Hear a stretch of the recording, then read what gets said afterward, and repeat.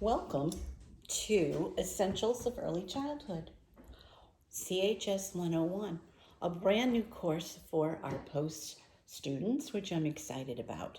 And we're excited because we're here to chat with you about our journey and our story into our ECE journey. I'm Marie Monahan. My name is Nancy Dower. And I'm an instructor for creative activities, and it's one of my favorite courses. But I have also taught foundations, which you are going to get to experience possibly in the next term. I presently teach CHS 250, which is STEM for early childhood, and I've taught a variety of other courses. Everybody says, oh, I knew I wanted to be a teacher when. What was your epiphany? I just always remember wanting to be a teacher. The oldest of a family of 8. I had kids around me all the time. We would finish school, and I would be doing summer school with kids in the neighborhood. So I think I always wanted to be a teacher. Sounds like it, right.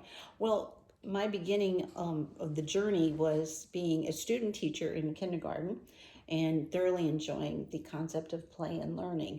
And then from there, before that actually, I had 2 wonderful teachers, one in the 3rd and 4th grade class, which was a combination class, which was kind of unique back in the day. She was wonderful, and she really fostered me to be an independent learner.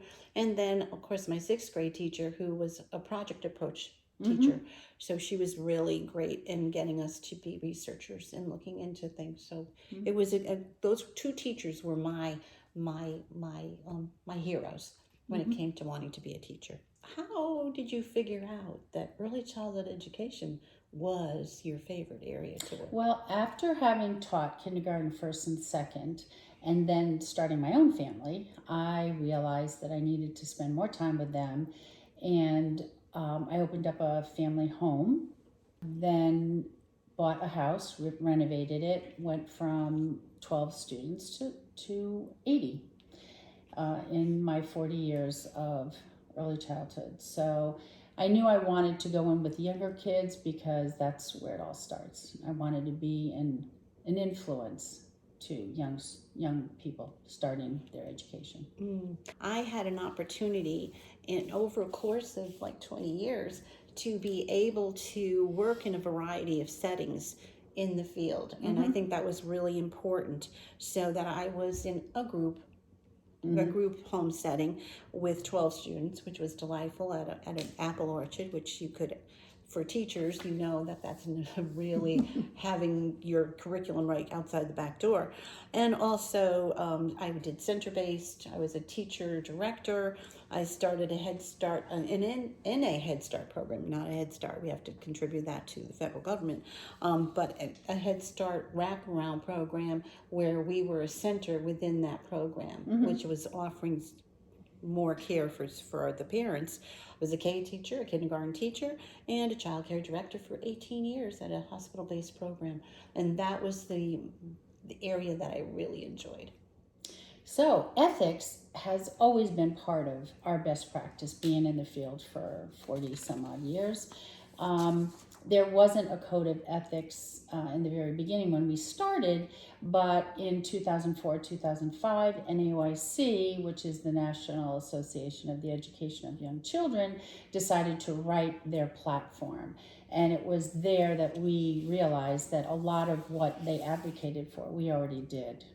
So now the platform that we're working with is very detailed. There's 4 sections, and the 4 sections are comprised of children, families, colleagues, and community, and the larger society, mm-hmm. and how we impact them in best practices. Right. These 4 components are definitely critical.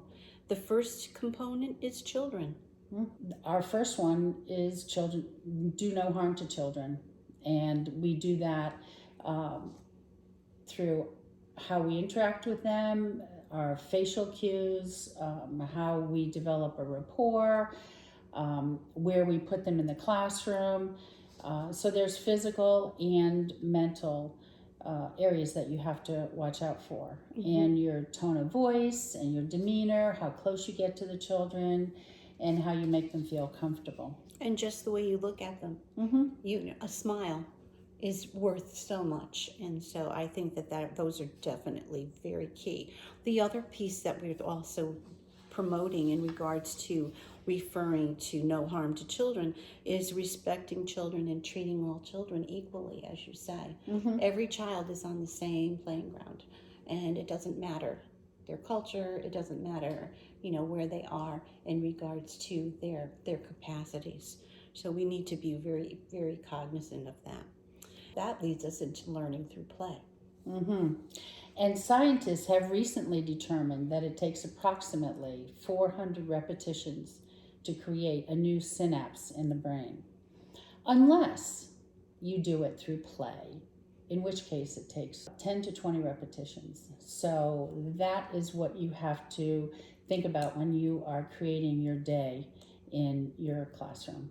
Right, and you have to cover so many components because you want it to be exciting, you want it to be creative, you want it to be playful. You also want them to be having fun, which is important, and be involved. We have to be observers, we have to be interactive, we have to see all those parts of it. And actually, in a way, I wish we could be more playful on our college level in regards to the students that we have, because then just think 10 to 20 experiences, boy, they could learn a lot fast.